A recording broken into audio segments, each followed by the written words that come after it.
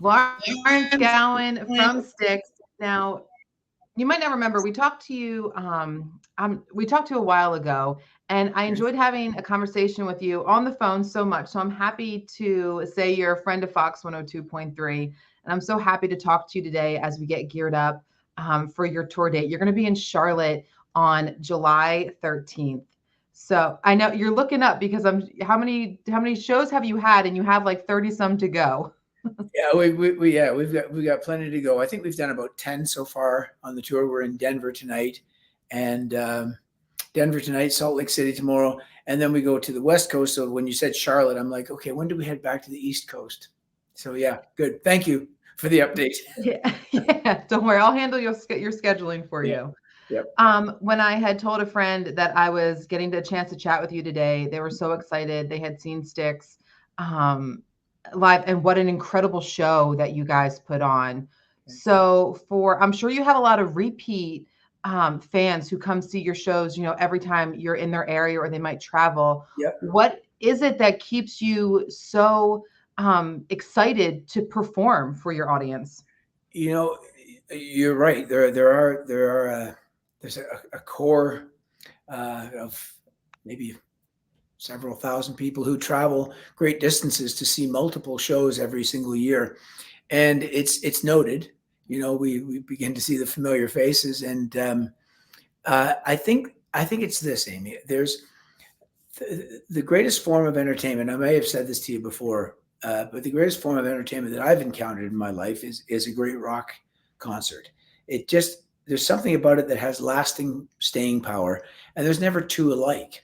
Yeah. Even if they're playing the same songs, even if it only varies by maybe one or two songs, that's not really what takes place. You have this experience that you really can't duplicate anywhere else. And people can hold their phones up and try to record some of it to see Yeah. if they can relive it again later on. That just doesn't do it. It's the ambience, the atmosphere of the entire thing carries you to places that only you in your mind can kind of reach. And I think this is why I'm as addicted to it as as anyone else is. I mean, I've seen, you know, probably a couple, at least a dozen times I've gone and seen Genesis or Elton John, or I Yeah. used to go and see Queen a lot, and yeah, so I understand it, and particularly, I know this is a bit of a long answer, but particularly in that people have pursuits that kind of enrich their lives. So for some people, that may be going and, I don't know, playing sports, or going to lie on a beach for a while. But for some, it's going to rock concerts of their favorite bands, or of music that's really it had a profound effect on their lives. Yeah. The As you're traveling all around, like you said, Denver, then Salt Lake City, then headed to the West Coast, then we know you'll be on this side in a couple weeks. Yeah. What's something you do? Any like pre-show rituals to kind of keep yourself grounded in all of the chaos that is your tour schedule? Yeah, so there are many. Like for example, yesterday we arrived here early on a day off. There's two sets of preparation we go through. On a day off, it's I try to stay active as much as I can. Try to shore up any injuries I may have incurred in previous shows. So I try to stay active. Let me just categorize it as that. And but on the day of the show, like today, this is a different thing. There's a whole entire regimented ritual that I need to the steps I need to go through to get to that stage tonight at 8 o'clock. I call it the power of 8 o'clock. It forces you down this path that I'm very happy to take. But I'll give you an insight to say 2 hours before the show.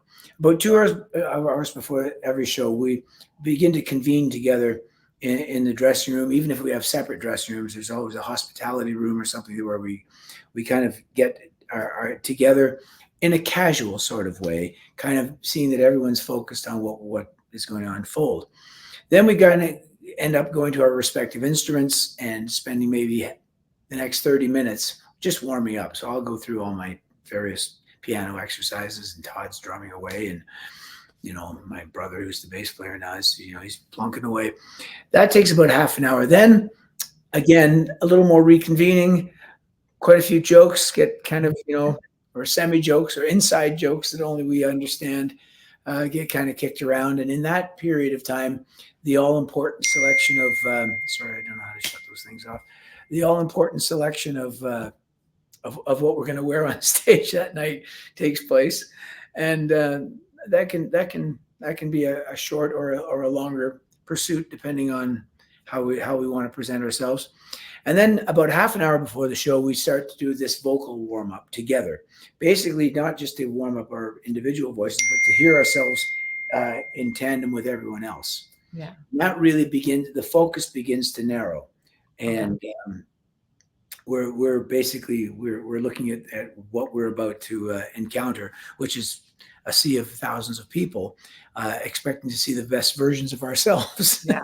And so that kind of takes care of the next 25 minutes. And then when we head backstage about 10 minutes before the show and are standing there listening to the music playing in the crowd, kind of scoping out the entire thing, and we're with the crew and everyone. Basically now the focus is really strongly centered.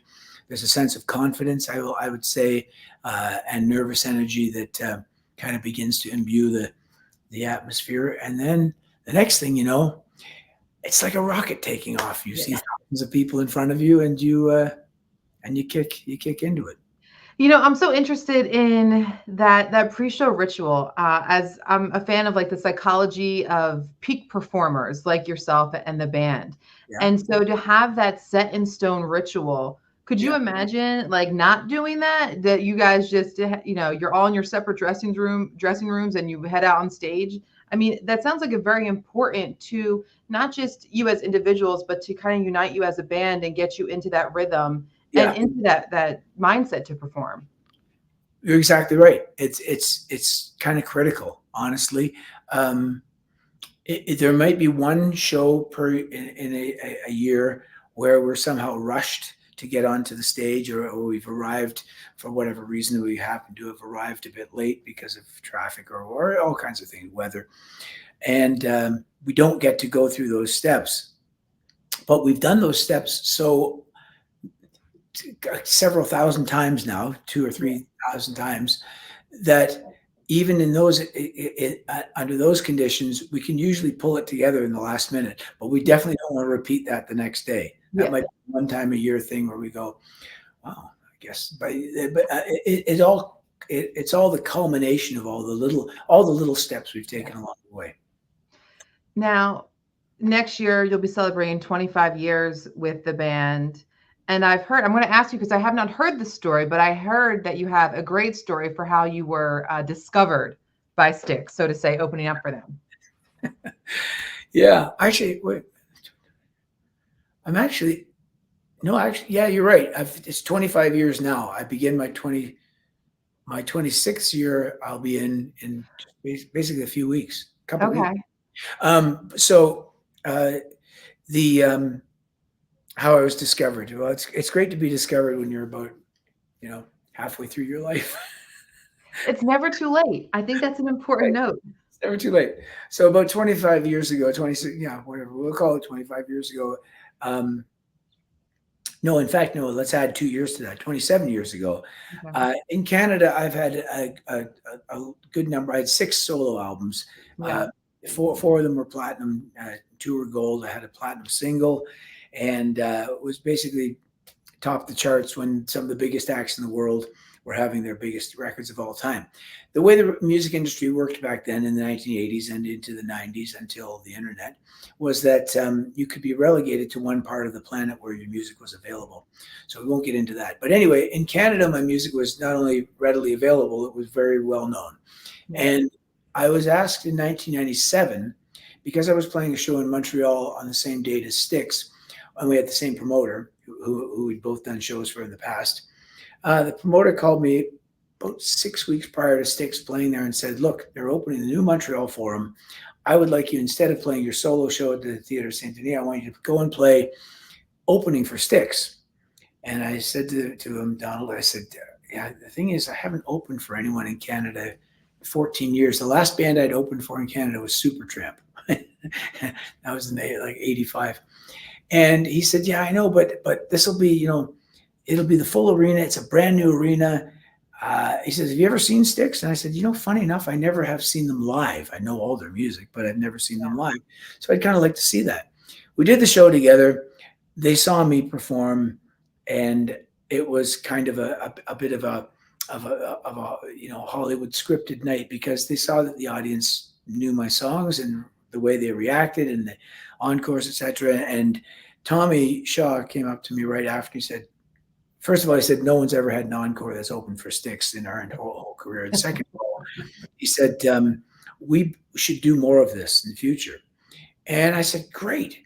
So when they called me 2 years later in 1999, my assumption was that they wanted me to open more shows for them, but for which I would be thrilled to do in the United States, especially since now the internet had kicked off. And I thought, oh, this would be a way to introduce my music to an American audience, which is what I've always wanted. And he said, no, we actually don't want you to open the shows. We'd like to know if you want to join the band. So that was a bit of a revelation. And about 2 days later, we were at his house in Los Angeles singing together and kind of realizing that we were musically very simpatico, and that, we were kind of laughing at the same kind of jokes. So we had a similar sense of humor, sense of mission as well, because JY, I remember saying, can you play 100 shows a year? Because that's what we want to do. And I said, well, last year I played 140 shows, including Canada and in the UK. So I said, I look forward to the time off. Yeah.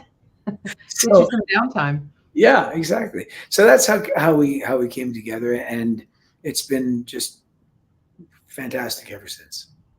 So a successful career on your own right as a solo artist. You joined Styx, a successful career with Styx. Yeah. Do you ever stop to think, like, what would I be doing if I wasn't doing music? Like, if you didn't have this illustrious career as a musician, Lawrence, what would you be doing? Pathetically hopeless at just about everything else, except I'm pretty good at making a cappuccino, so probably Starbucks. The best barista of all time, barista with an entertainment twist. Possibly that. I really don't know. I don't know what I would be skilled enough at being able to do. So I guess it's too late for me. Yeah. My last question for you before I let you go. I'm always curious because you're idolized by those who are fans of your music. I just always wonder how does your family treat you? Do you still have to take the trash out and stuff? Oh no, I have winged servants that come down from the cloud, take my trash out to the curb. That's what I imagine. Yeah. Oh, they're serving me my. Oh no, I make my own coffee. Yeah. You remember there was a television show with a fellow by the name of Ozzy Osbourne who was kind of kind of well known. I'm sure you do. I'm being totally facetious right now.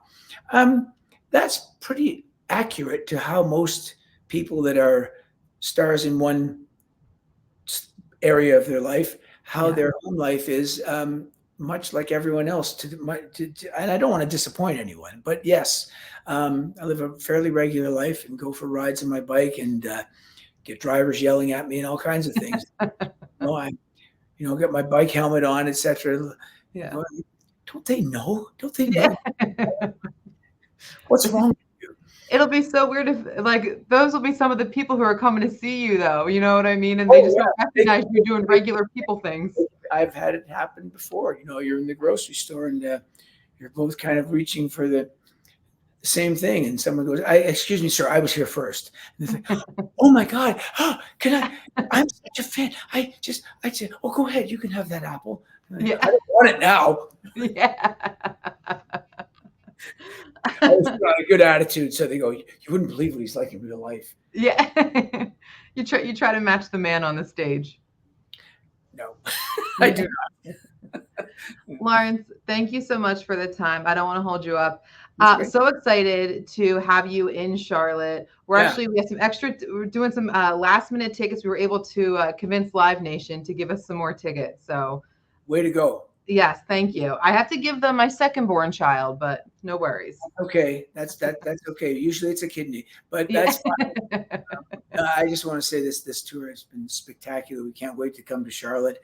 It's been, it's the biggest summer tour for both bands, Foreigner and Styx, and our special guest John Way that we've ever done. The shows have been beyond expectation, and our expectations were high. So people are going to have a great night. Is break a leg still a thing to say or no? You would say that? Break a leg in Denver tonight. We'll see you in a couple weeks. I'm going to do that. Lawrence, Right. thank you.